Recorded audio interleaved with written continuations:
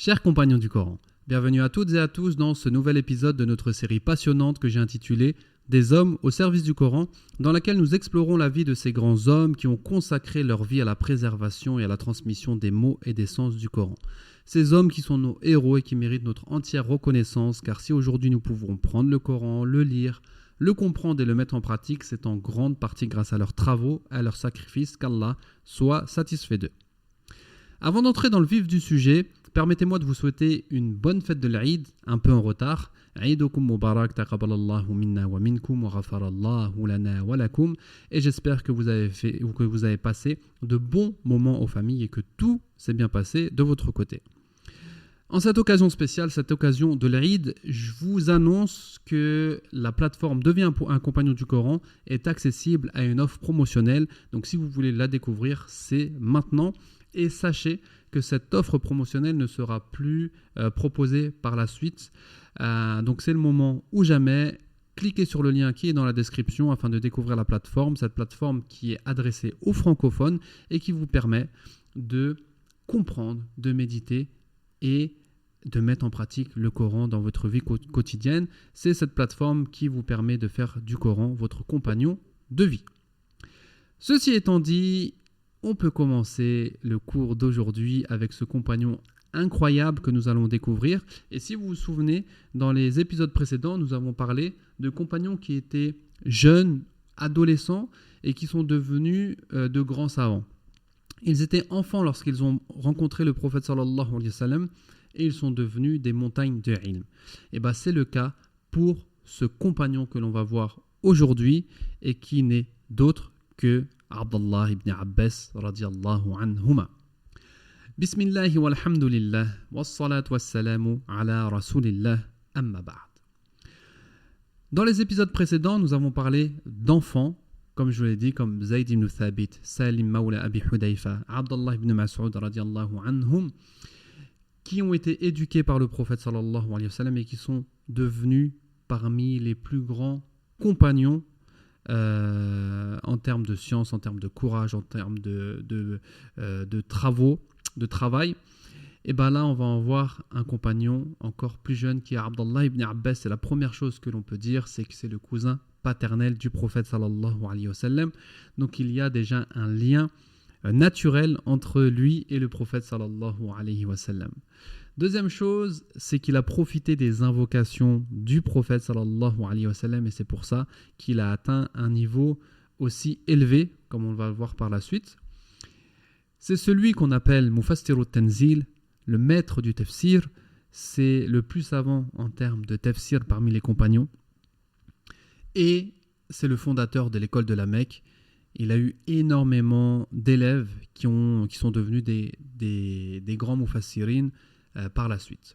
Avant de poursuivre, je voulais préciser que lorsque je dis Abdallah ibn Abbas, je dis radiyallahu anhuma. Vous avez l'habitude d'entendre radiyallahu anhu, mais là je dis anhuma. Tout simplement parce que à travers cette phrase-là, on demande à Allah subhanahu wa ta'ala qu'il l'agrée lui et son père, Al-Abbas, parce que les deux étaient compagnons. Vous l'avez également dans Abdallah ibn Omar. Abdallah ibn Omar. Les deux étaient compagnons, donc on fait l'invocation en fait pour l'enfant et son père. C'est pour ça qu'on ne dit pas Abdallah ibn Abbas radiyallahu anhu, mais qu'on dit Abdallah ibn Abbas radiyallahu anhuma. Ce nom, je pense qu'il vous est familier parce qu'il n'y a pas un livre de tafsir, un livre de fiqh ou un livre de hadith sans qu'il ne soit mentionné. Et vraiment, c'est un compagnon qui est connu pour sa science et qui est connu pour son enseignement, radiyallahu anhu. On va en dire plus sur Abdallah ibn Abbas. Et la première chose que l'on peut dire, c'est qu'il est né tardivement. Il est né à la Mecque en l'an 10 de la révélation. Donc imaginez-vous, le prophète sallallahu alayhi wa sallam avait 40 ans lorsqu'il a reçu la révélation. 10 ans après, Abdallah, il est né. Donc le prophète sallallahu alayhi wa sallam avait 50 ans. Et ça nous renvoie à 3 ans avant la hijra. C'était donc un tout jeune compagnon. Son père, c'est Al-Abbas, l'oncle paternel du prophète sallallahu alayhi wa sallam. Donc le prophète sallallahu alayhi wa sallam, son père, c'est Abdallah. Et le demi-frère de Abdallah, donc c'est pas son frère direct, c'est son demi-frère, ils avaient le même père mais pas la même mère, c'est Al-Abbas. Al-Abbas qui a toujours soutenu le prophète sallallahu alayhi wa sallam, malgré qu'il se soit converti que très tardivement, il s'est converti en l'année 8 de la Hijra, 5 ans à peu près avant la mort du prophète sallallahu 3 ans plutôt avant la mort du prophète sallallahu alayhi wa sallam, contrairement à sa femme, la femme d'Al-Abbas qui était Fadl. Fadl, elle s'est convertie rapidement dans les premiers jours. Il est même rapporté que c'est la deuxième femme qui s'est convertie à l'islam après Khadija radiyallahu anha. Voilà ce qu'on peut dire sur la naissance d'Abdallah ibn Abbas. J'allais oublier, donc Fadl, lorsque Abdallah il est né, elle l'a amené directement au prophète sallallahu alayhi wa sallam. Et c'est le prophète sallallahu alayhi wa sallam qui l'a nommé à Abdallah. Et le prophète sallallahu alayhi wa sallam, il a fait quelque chose qui se faisait chez les Arabes avant. C'est il a pris une date, il l'a mâchée, et ensuite il a pris sa salive mélangée avec la date et il l'a mis dans la bouche de Abdallah. En conclusion, la première chose qui est rentrée dans la bouche d'Abdallah ibn Abbas, c'est la salive du prophète sallallahu alayhi wa sallam, et ça a eu des effets également, parce qu'Abdallah ibn Abbas est devenu l'un des compagnons les plus éloquents, radiyallahu anhu. Il a rejoint le prophète sallallahu alayhi wa sallam vers l'âge de 10 ans. Et il est resté il est resté avec le prophète sallallahu alayhi wa sallam jusqu'à sa mort, jusqu'à la mort du prophète sallallahu alayhi wa sallam, donc c'est-à-dire pendant 3 ans. Donc imaginez-vous, Abdallah ibn Abbas, il rejoint le prophète sallallahu alayhi wa sallam lorsqu'il a 10 ans. Juste avant Fath Mecca, la libération de la Mecque. Depuis qu'il a rejoint le prophète sallallahu alayhi wa sallam, il ne l'a pas lâché. Et il a pu profiter de lui pendant 3 ans, car ensuite le prophète sallallahu alayhi wa sallam est décédé. Donc, regardez, en une période aussi courte, comment Abdallah ibn Abbas a pu devenir le plus grand savant du Coran parmi les compagnons. Et tout ça se résume en un seul mot, c'est le miracle du prophète sallallahu alayhi wa sallam, parce que comme on va le voir, le prophète sallallahu alayhi wa sallam a énormément invoqué pour Abdallah ibn Abbas pour que Allah lui donne la science et qu'il lui donne la compréhension de cette science. Je voulais ouvrir une parenthèse par rapport à ça. Cette parenthèse qui est la suivante. Abdallah ibn Abbas, il est resté 3 ans avec le prophète sallallahu alayhi wa sallam, de 10 à 13 ans. Donc c'est un âge où on peut mémoriser facilement, surtout à l'époque dans laquelle la transmission se faisait essentiellement oralement. Donc on aurait pu se dire que Abdallah ibn Abbas, lorsque le prophète sallallahu alayhi wa sallam est mort, il avait mémorisé entièrement le Coran. Eh ben non. Abdallah ibn Abbas, il dit lui-même, lorsque le prophète sallallahu alayhi wa sallam est décédé, je n'avais mémorisé que Al-Mufassal. Al-Mufassal, c'est la partie du Coran qui va de surat Al-Hujurat jusqu'à surat An-Nas, ça fait environ 80 pages.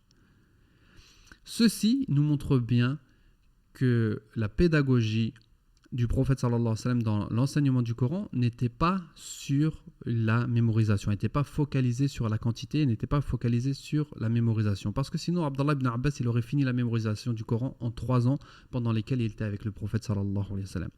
Mais non, l'enseignement du prophète sallallahu alayhi wa sallam était plus profond que ça. Il était basé sur la compréhension, la méditation et la mise en pratique, et ce, même avec les enfants.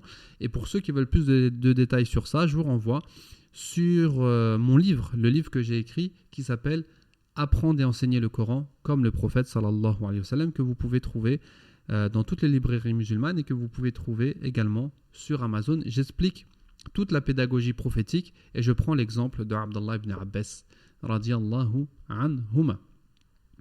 Alors là, on peut se poser une question. Comment en si peu de temps ce petit garçon peut passer d'un jeune garçon à maître du tafsir? La réponse, elle est simple, et cette réponse, c'est un miracle. Cette réponse, c'est les effets des invocations du prophète sallallahu alayhi wa sallam, parce que le prophète sallallahu alayhi wa sallam a énormément invoqué en sa faveur en disant Allahumma faqihhu fid din wa alimhu ta'wil. Oh Allah, fais-lui comprendre la religion et enseigne-lui l'interprétation. Allahumma alimhu al-hikma, dans une autre version. Oh Allah, enseigne-lui la sagesse. Allahumma zidhu ilman wa fahman, oh Allah, augmente-lui sa science et sa compréhension, alimhul kitab. Donc, dans plusieurs contextes, dans plusieurs situations, le prophète sallallahu alayhi wa sallam, il a invoqué en sa faveur, en disant à Allah subhanahu wa ta'ala de lui augmenter sa science, mais surtout sa compréhension. Et ça, c'est très important. Parce que la science, c'est bien de l'avoir, mais ce qui est le plus important, c'est la compréhension de la science pour pouvoir utiliser cette science-là. Et non pas simplement accumuler du savoir, mais ne pas savoir l'utiliser. Alors, parmi les moments dans lesquels le prophète sallallahu alayhi wa sallam a invoqué pour Abdallah ibn Abbas radiyallahu anhuma, il y a le jour où Abdallah ibn Abbas est parti voir sa tante maternelle, Maïmouna, qui était l'une des femmes du prophète sallallahu alayhi wa sallam, et il lui a demandé s'il pouvait dormir avec eux pour pouvoir observer le prophète sallallahu alayhi wa sallam pendant la nuit. Et Maïmouna a demandé la permission au prophète sallallahu alayhi wa sallam, et le prophète sallallahu alayhi wa sallam l'a autorisé. Et donc, pendant cette nuit-là, Abdallah, il dormait, mais pas totalement. Il gardait un œil ouvert parce qu'il voulait observer le prophète sallallahu alayhi wa sallam, et il a vu que peu avant la moitié de la nuit, le prophète sallallahu alayhi wa sallam s'est réveillé. Il s'est assis au bord de son lit. Il a récité les 10 derniers versets de sourate Ali Imran. Ensuite, il s'est levé, il a fait les ablutions et il a commencé à faire la prière. Et bien, Abdallah, il a fait pareil. Et regardez la motivation, l'ambition de ce jeune compagnon qui veut faire comme le prophète sallallahu alayhi wa sallam. À cette époque-là, il devait avoir 11-12 ans. Donc pareil, il s'assoit au bord du lit, il récite les 10 derniers versets de sourate Ali Imran, il fait les ablutions et il se met à côté du prophète sallallahu alayhi wa sallam et il se met un peu en retrait. Et le prophète sallallahu alayhi wa sallam, il lui fait signe de s'avancer et de se mettre à la même hauteur que lui pour la prière. Et Abdallah, à chaque fois, il recule. À la fin de la prière, le prophète sallallahu alayhi wa sallam, il lui a demandé pourquoi tu as fait ça. Et Abdallah, il lui a dit, ça n'est pas possible, je ne peux pas me mettre à la même hauteur que le prophète sallallahu alayhi wa sallam. Donc regardez l'humilité qu'il avait avec le prophète sallallahu alayhi wa sallam, malgré que ce soit son cousin et qu'il soit simplement que eux deux. Il était toujours un peu en retrait en disant je ne peux pas m'aligner avec le prophète sallallahu alayhi wa sallam, je n'ai pas cette distinction qui permet de m'aligner à la même hauteur que le prophète sallallahu alayhi wa sallam pendant la prière. Et de là, le prophète sallallahu alayhi wa sallam l'a pris, il l'a entouré, il lui a fait un câlin en lui passant la main sur la tête et il a dit Allahumma faqihhu fid din wa alimhu at-ta'wil. Oh Allah, fais-lui comprendre la religion et enseigne-lui l'interprétation. Donc ça, c'est une histoire parmi les histoires pour lesquelles le prophète sallallahu alayhi wa sallam a fait des invocations sur lui, pour lui. Il y a une autre histoire où le prophète sallallahu alayhi wa sallam s'est levé et Abdallah ibn Abbas, il a compris que le prophète sallallahu alayhi wa sallam voulait faire les ablutions, donc il est parti chercher de l'eau pour lui apporter.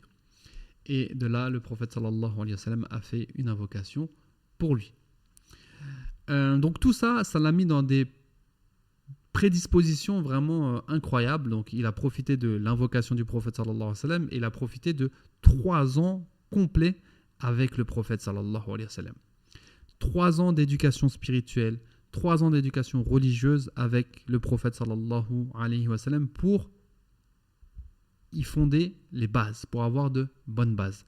Ensuite, lorsque le prophète sallallahu alayhi wa sallam est décédé, il a appris auprès des plus grands compagnons comme Ubay ibn Ka'b, Zayd ibn Thabit, Mu'adh ibn Jabal, Abdallah ibn Mas'ud. Ça, ce sont les compagnons que l'on a cités dans les épisodes précédents. Pour ceux qui n'ont pas encore écouté ces épisodes-là, je vous renvoie aux épisodes vraiment précédents parce qu'ils sont extraordinaires également. Donc, pour vous montrer qu'Abdallah ibn Mas'ud, il ne s'est pas contenté de l'enseignement du prophète, qu'Abdallah ibn Abbas, il ne s'est pas contenté de l'enseignement du prophète sallallahu alayhi wa sallam, mais il a continué après avec les plus grands compagnons. Et il était connu pour sa science, mais il était également connu pour son comportement envers ses enseignants. Il y a l'histoire avec Ubay ibn Ka'b, par exemple.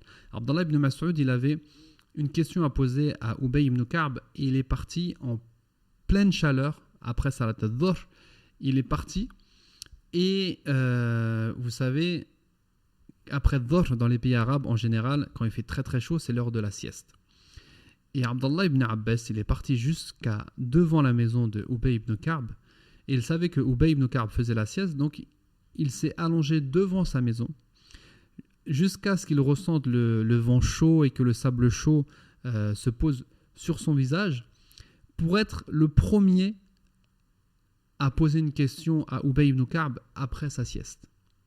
Et lorsque Ubay ibn Ka'b il est sorti de chez lui, il a vu Abdallah ibn Abbas, le cousin paternel du prophète sallallahu alayhi wa sallam, et qui était déjà connu pour son savoir. Et quand il l'a vu, il a dit « Mais qu'est-ce que tu fais là ?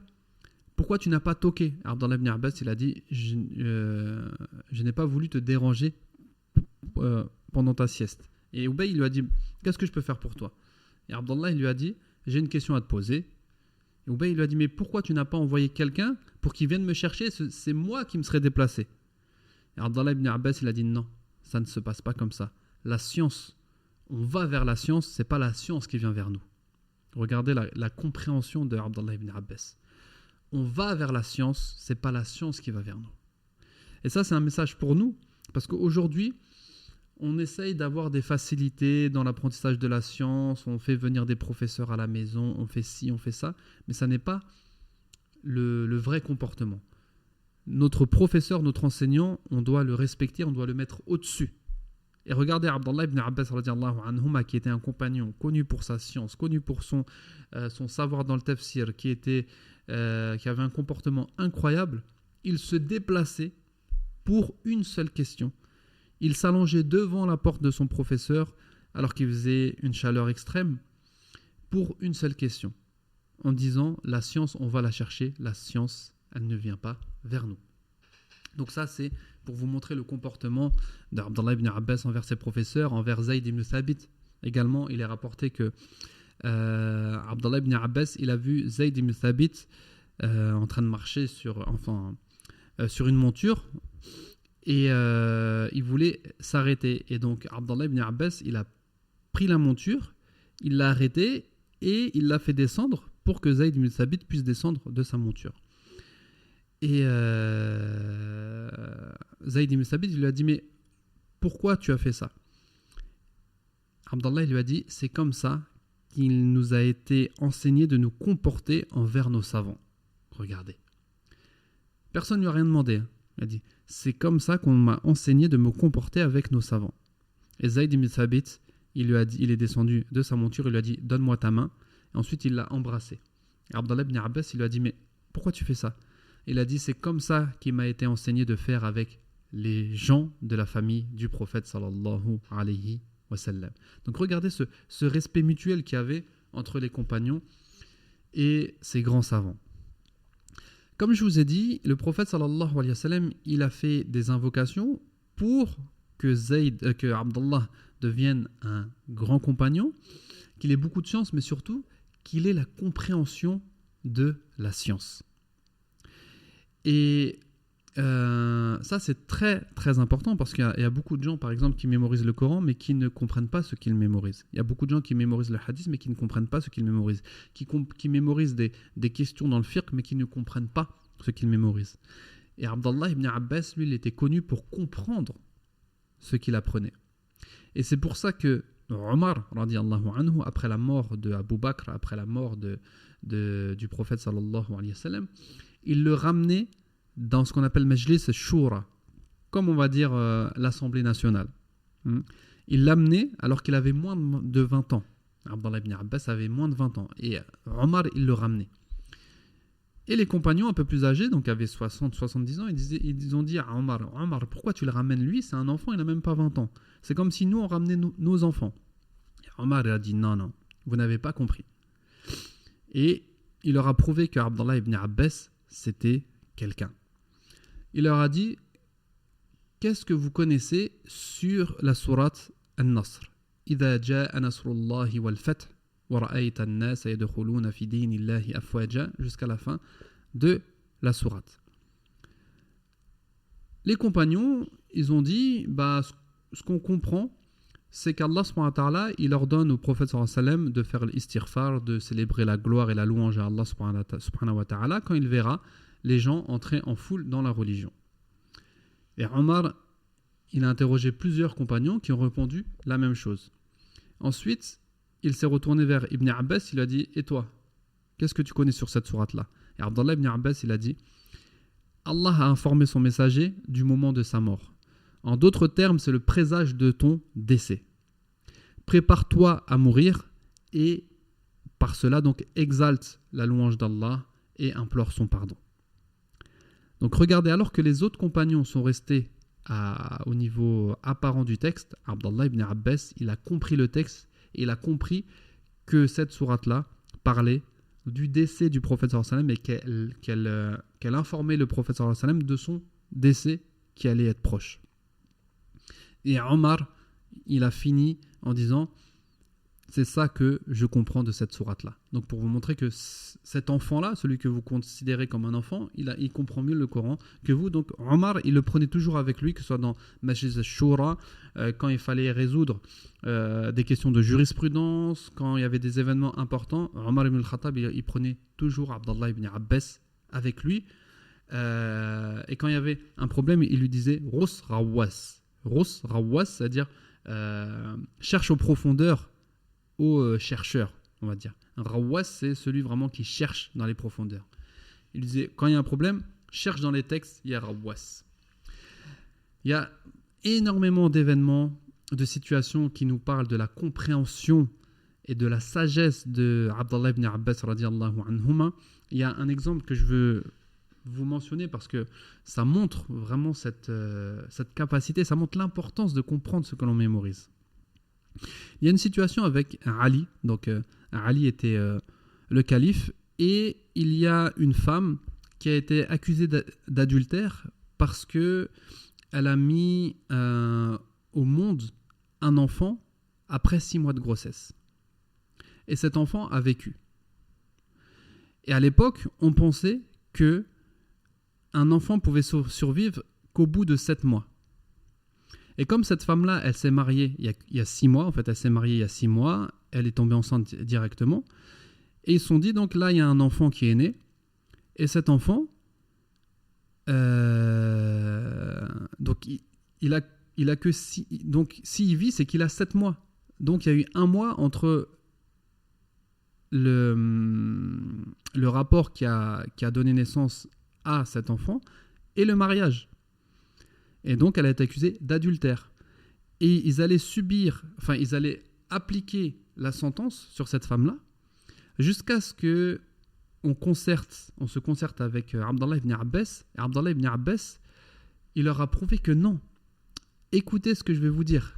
Allah subhanahu wa ta'ala, il dit وَحَمْلُهُ وَفِصَالُهُ 30 شَهْرًا, dans le sens où la gestation et le sevrage durent 30 mois. Donc la gestation, c'est la période dans laquelle la femme est enceinte, et le sevrage, la période pendant laquelle la femme doit allaiter, c'est 30 mois. Et il a dit, regardez dans l'autre verset, Allah subhanahu wa ta'ala, il dit et les mères allaitent leurs enfants 2 années complètes. 2 années complètes, ça fait 24 mois. 24 mois, si on rajoute 6 mois, 6 mois de gestation, ça fait 30 mois. Ça veut dire que le Coran reconnaît qu'une femme peut mettre au monde un enfant à 6 mois de gestation et que cet enfant peut survivre après 6 mois de gestation. Regardez, subhanallah, la compréhension. Alors qu'avant, ils pensaient qu'un enfant pouvait survivre qu'après 7 mois de gestation, qu'avant les 7 mois, cet enfant ne pouvait pas survivre. Et là, Abdallah ibn Abbas, il a pris 2 versets et il leur a prouvé que au bout de 6 mois, une femme peut accoucher et cet enfant peut vivre grâce à ces 2 versets. Cette femme, bien sûr, a été innocentée. Et comme je vous ai dit, des situations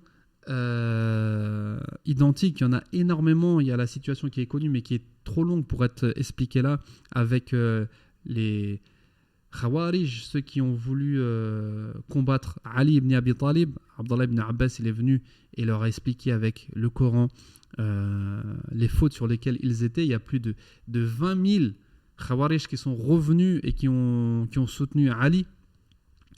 Bref, il a fait des choses extraordinaires juste avec des débats et avec sa compréhension du Coran al-Karim. Bien sûr, son niveau de science a fait qu'automatiquement, il a fondé l'école de la Mecque et qu'il avait énormément d'étudiants. Parmi eux, il y avait Saïd ibn Jubayr et Ikrima Mawla ibn Abbas. Donc lui, c'est le servant de Abdallah ibn Abbas et Ikrima, et c'est son plus grand élève. c'est l'élève qui est devenu le plus savant. Il y a également Mujahid, Tawus, donc tout ça ce sont des tabi'in qui sont devenus des grands savants que vous retrouvez dans les livres de tafsir, dans les livres de hadith. Bref, Abdallah ibn Abbas, il a fait un grand travail dans l'apprentissage de la science et dans la transmission de la science. Il y a énormément de choses à dire, je vous ai dit. La chose la plus dure pour préparer ce cours-là était de résumer et de prendre des éléments vraiment qui sont les plus importants, parce qu'on peut passer des heures et des heures à parler de la vie d'Abdallah ibn Abbas radiyallahu anhuma. On va passer à sa mort. Il faut savoir qu'il est devenu aveugle à la fin de sa vie radiyallahu anhu, et que les médecins lui ont dit tu peux guérir si pendant 5 mois tu ne te prosternes pas, parce que la prosternation fait en sorte que le sang vient dans ta tête, et bref, c'est pas bon, et tu peux récupérer la vue si tu ne te prosternes pas pendant 5 mois. Et il a refusé. Il a dit une prosternation, je ne la louperai pas. Il a préféré donc rester aveugle et se prosterner pour Allah subhanahu wa ta'ala plutôt que d'éviter la prosternation pendant 5 mois. Ça montre ça, voilà, l'amour de la prière. Il décède en l'an 67 de la Hijra, à l'âge de 70 ans, dans la ville de Taïf. Et là, il y a un événement qui se passe et dont énormément de personnes sont témoins. Et regardez, subhanallah, donc, il est rapporté dans le livre d'histoire de l'imam al-Dhahabi, qui est une référence. Et l'imam al-Dhahabi, il dit que cette histoire a été racontée de façon notoire, c'est-à-dire de façon mutawatir. C'est-à-dire énormément de personnes ont raconté cette histoire, énormément de personnes ont assisté à cet événement, subhanallah. Mais ce n'est pas étonnant. Quand on voit la vie qu'il a eue et tout ce qu'il a apporté à la communauté, regardez. Alors, les compagnons racontent les tabi'in qui ont assisté à sa janaza racontent que lorsqu'ils ont creusé le trou pour l'enterrer, ils ont vu un oiseau voler au-dessus du trou. Cet oiseau-là, personne ne l'a vu auparavant. C'était un oiseau vraiment magnifique. Et lorsqu'ils ont fini de creuser le trou, cet oiseau est rentré dans le trou de la tombe de Abdallah ibn Abbas sans jamais en ressortir. Ceux qui étaient occupés de l'enterrement, ils étaient un peu perturbés. Ils ont essayé de faire sortir cet oiseau-là, mais rien n'y fait. Ils ont posé Abdallah ibn Abbas, ils l'ont enterré. Et lorsqu'ils ont fini de l'enterrer, ils ont tous entendu une voix magnifique qui sortait de la tombe, qui disait « Ya ayyatuhan nafsul mutma'inna, irji'i ila rabbiki radiyatan mardiyah » Subhanallah. Ce verset qui veut dire « Ô âme apaisée, retourne vers ton Seigneur, satisfaite et agréée. » Imaginez-vous, ils enterrent Abdallah ibn Abbas et ils entendent. C'est pas quelqu'un qui a dit j'ai entendu, non, c'est tout le monde a entendu. Ils cherchaient tous à savoir d'où vient cette voix-là, cette voix qui disait Ya ayyatuhan nafsul mutma'inna irji'i ila rabbiki radiyatan mardiyah fadkhuli fi ibadi wadkhuli jannati. Subhanallah. On finit avec quelques paroles qui ont été dites à propos d'Abdallah ibn Abbas radiyallahu anhuma. Sa'd ibn Abi Waqqas a dit à propos de lui « Je n'ai jamais vu quelqu'un qui possède une plus grande compréhension, une plus grande rationalité et un plus grand savoir et une plus grande clémence que Ibn Abbas. » Masrouq a dit « Chaque fois que je voyais Ibn Abbas, je disais « Il est le plus beau des hommes. Lorsqu'il parlait, il était le plus éloquent des hommes. Et lorsqu'il tenait une conversation, je disais « Il est le plus savant des hommes. » L'imam Muhammad ibn al-Hanafiya, celui qui a enterré et qui a prié sur Abdallah ibn Abbas, il a dit « Aujourd'hui, le savant conscient d'Allah de cette communauté est mort. » En arabe, c'est « Al-yawm tuwfiya Rabbani hadihi al-umma » Aujourd'hui est mort le Rabbani de cette communauté, le savant conscient, le savant qui mettait en pratique, le savant qui comprenait et qui enseignait et qui avait la crainte d'Allah subhanahu wa ta'ala. Et je vais finir par la phrase de l'imam Ahmed qui disait, lorsqu'il a été questionné sur Man al-alim, qui est le savant, il a répondu Laysa al-alim bi kathrati al-riwayat wa al-dirayat lakin al-ilm khashyatullah. il a répondu donc à la question qui est le savant. Il a dit le savant n'est pas celui qui connaît le plus de choses, qui a mémorisé le plus de choses, mais le savant est celui qui craint Allah subhanahu wa ta'ala. Innama yakhshallaha min ibadihi al-ulama. Certes, ceux qui craignent Allah sont les savants. Le savant, c'est celui qui sait, c'est celui qui connaît, c'est celui qui comprend, c'est celui qui met en pratique, et cette mise en pratique l'amène à la crainte d'Allah subhanahu wa ta'ala. Voilà pour la vie de ce noble compagnon, Abdullah ibn Abbas radiyallahu anhuma. Comme je vous ai dit, il y a énormément de choses à dire, mais j'ai pas envie de faire trop long. C'est le dernier compagnon que l'on va faire. On va passer à la génération suivante. Maintenant, on va parler des tabi'in, de la génération qui ont suivi les compagnons, les générations qui ont été les élèves justement de ces grands compagnons. Et on va voir comment le Coran a été transmis, comment il a été parvenu jusqu'à nous, Inch'Allah.